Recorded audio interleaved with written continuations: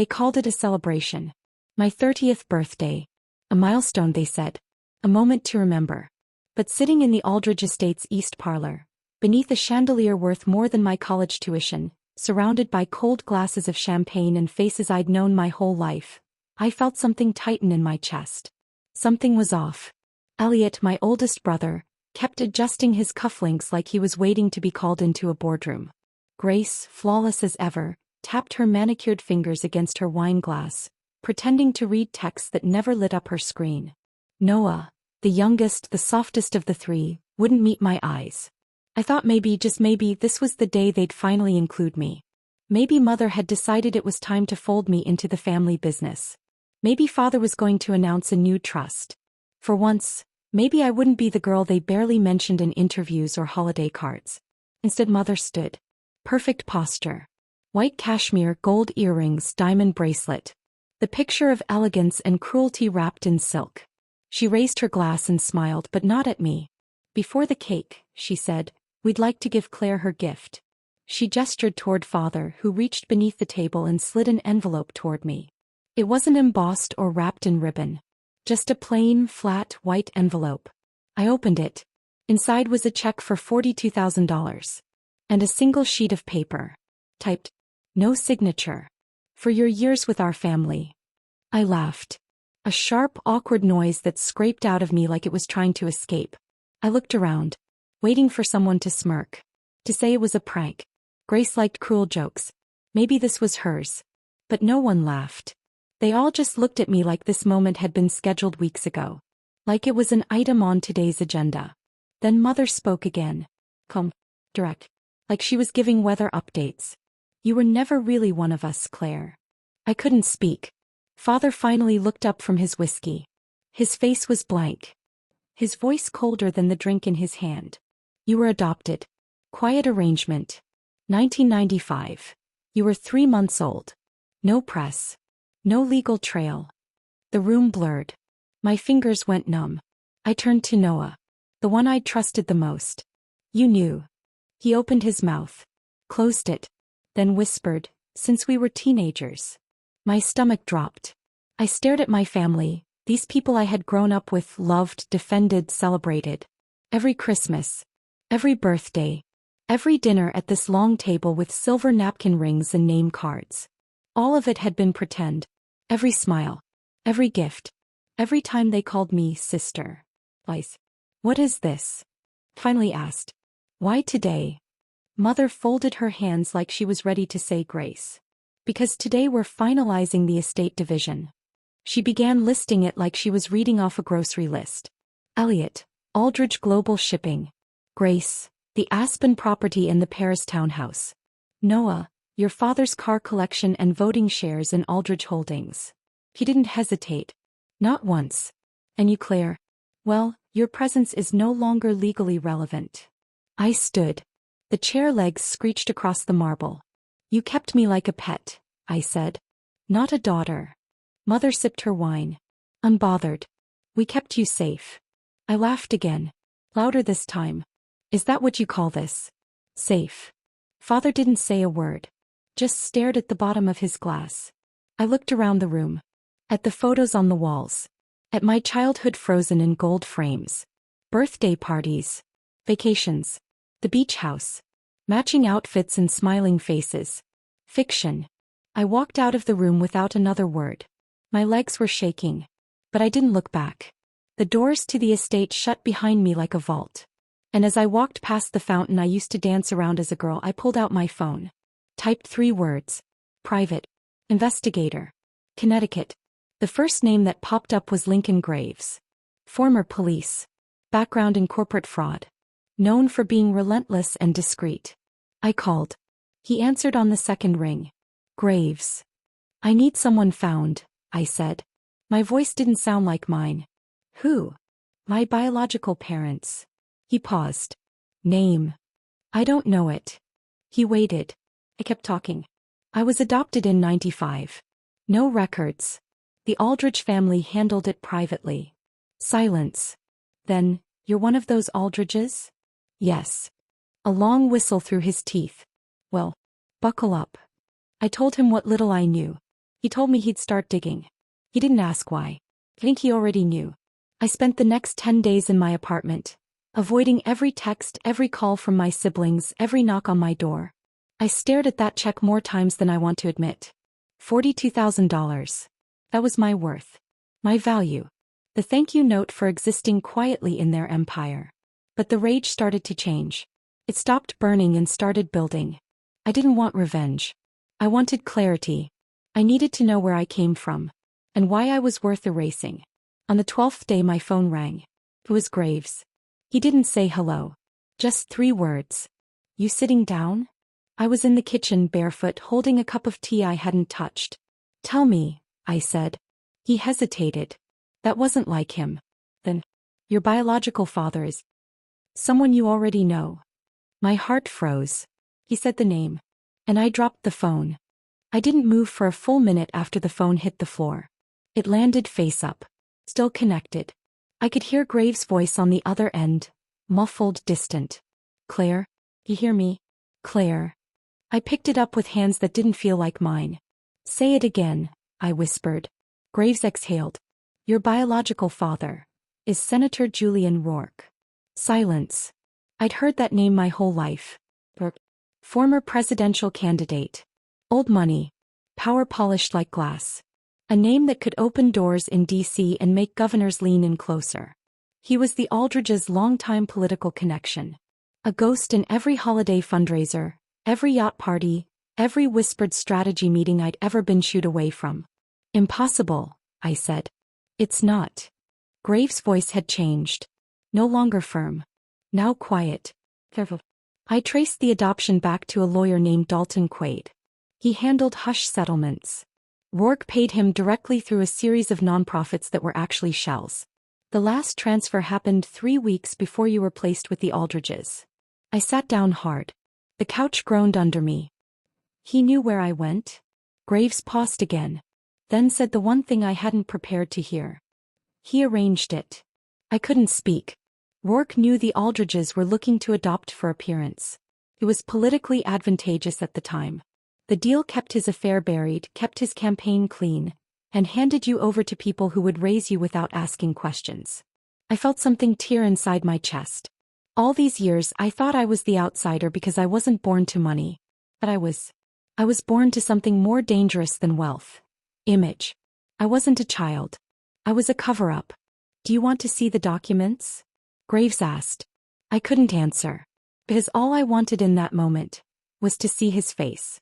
The next morning I got in my car and drove 4 hours south. No music, no stops, just the sound of tires humming over pavement and my own heartbeat trying to outrun the truth. Rourke's estate was exactly what I imagined. Long private drive. White pillars. American flag waving slightly over the circular entrance like the world still owed him something. I pulled over before reaching the gate. Sat there. Just breathing. Then I called Graves back. I want a meeting. He didn't argue. 3 days later I got the call. Rourke's office had agreed. Private. No press. 10 minutes. I wore all black. No makeup. Nothing soft. When I walked into the building, a towering gray monument in the heart of D.C., no one looked twice. The receptionist buzzed me through. The elevator opened silently. And there he was. Senator Julian Rourke. Taller than I remembered from TV. Older now. Still sharp. Still composed. He looked up from his desk like I was just another lobbyist or reporter. Can I help you? His voice was calm. Practiced. I stepped forward. Didn't smile. I think you already know who I am. He frowned. I'm afraid I don't. I didn't blink. Claire Harrow. Daughter of Elise Whitmore. That stopped him. The pen in his hand slid across the desk and clattered to the floor. He stared. Then slowly stood. How did you? Turns out money doesn't bury everything, I said. He didn't deny it. Didn't pretend. Instead he sat back down, rubbed his face once and looked me dead in the eye. You shouldn't have come. I stepped closer. My throat tight. And you shouldn't have walked away 30 years ago. But here we are. He didn't speak. I want the truth, I said. Not your money. Not your shame. Just the truth. He leaned back, exhaled.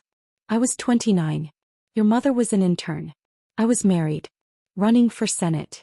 She was kind. Smarter than anyone else in the room. And for a moment I thought I could protect both my future and my mistake. He paused. But I couldn't. So I paid her to disappear. I clenched my jaw. She didn't disappear, I said. She gave birth to me. Raised me alone for 3 months. And then handed me over to strangers because you wanted to keep your campaign clean. I gave you a good life, he snapped. No, I said. You bought one. There's a difference. He looked down. When he finally looked back up, there was something in his eyes I didn't expect. Not guilt. Not regret. Fear. You're not here just for answers, are you? He asked. No. You want something. I want acknowledgement, I said. I want you to look me in the eye and say you left your daughter to be raised by people who never loved her. He nodded. I did. I failed you. And her. The words hung in the air. He reached into his drawer, pulled out a small envelope. Slid it across the desk. She left this for you. Before she died.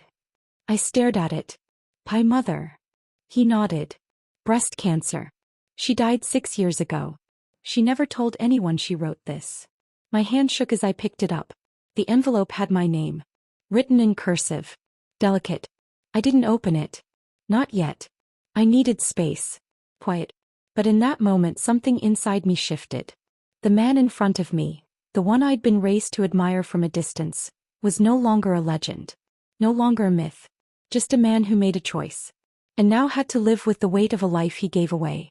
That night I sat on the floor of my apartment, the letter unopened in my lap, the lights off, the city humming faintly outside my window.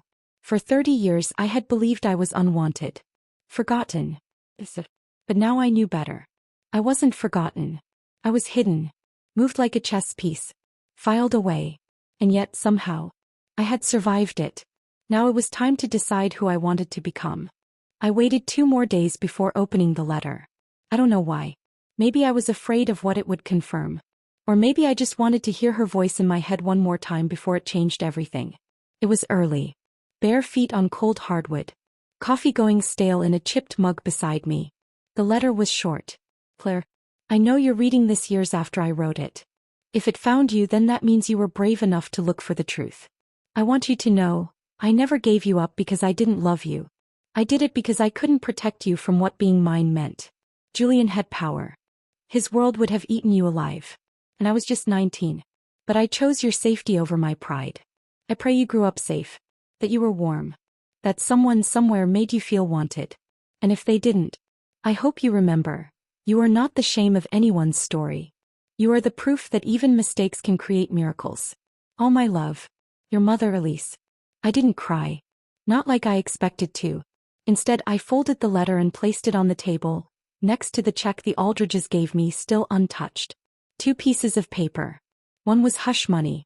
The other was grace. I knew then what I had to do. The Aldridge estate looked smaller the second time I returned. Not physically. But something about it, the iron gate, the long hedges, the perfectly manicured driveway, it all looked like a set. I walked up the steps without ringing the bell. Used the code. Same one they'd never changed in 15 years. Still assuming I'd never come back. The door opened. And there she was. Mother. Lily Aldridge. Still flawless. Still composed. Still waiting to be admired. Her mouth opened when she saw me. But I spoke first. Don't say anything. Just listen. She folded her arms. I suppose you've come to demand something. No, I said. I've come to give you something. I reached into my bag and placed the letter on the table. Not Elise's, hers stayed with me. The envelope I handed over was my resignation from everything. The will, the trust, the company, the legacy. Signed, dated, notarized. You're relinquishing your claim? She asked slowly. I nodded. Every cent. She narrowed her eyes. Why? Because you don't get to define me anymore. For a moment she didn't know what to say. That was a first.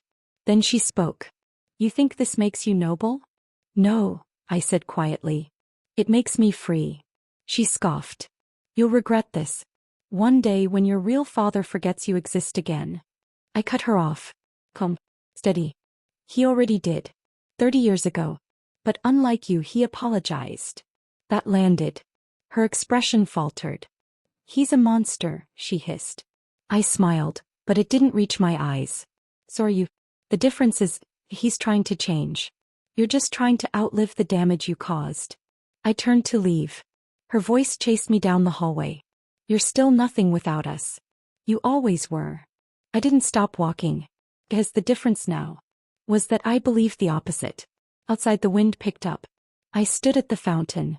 The one where we used to take our perfect family photos. It was dry. Cracked around the edges.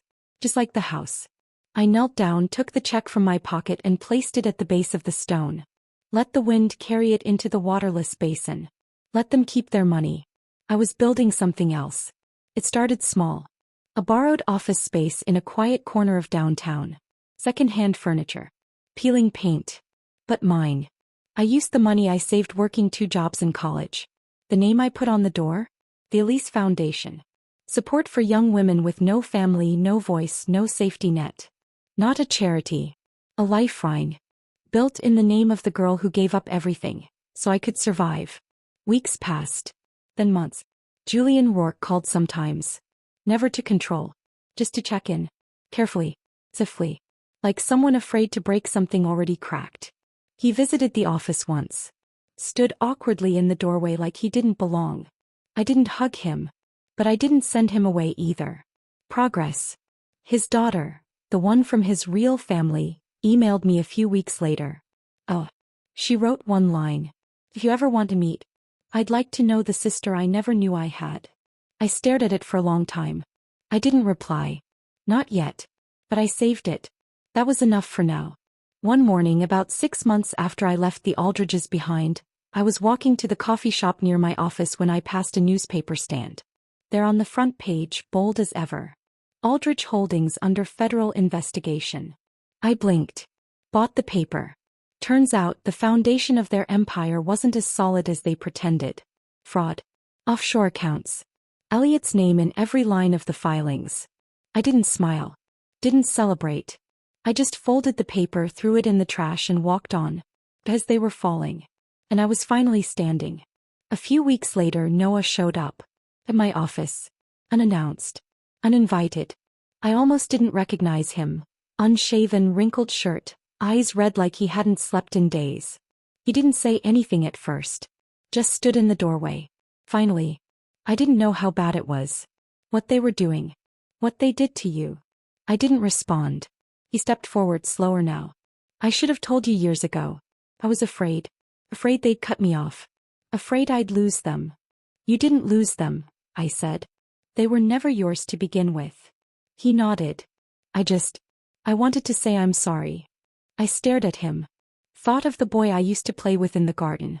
The only one who ever looked back when I cried. I believe you, I said. But I don't need you. He smiled, sad and small. Fair. He left quietly. That was the last I ever saw of him. A year passed.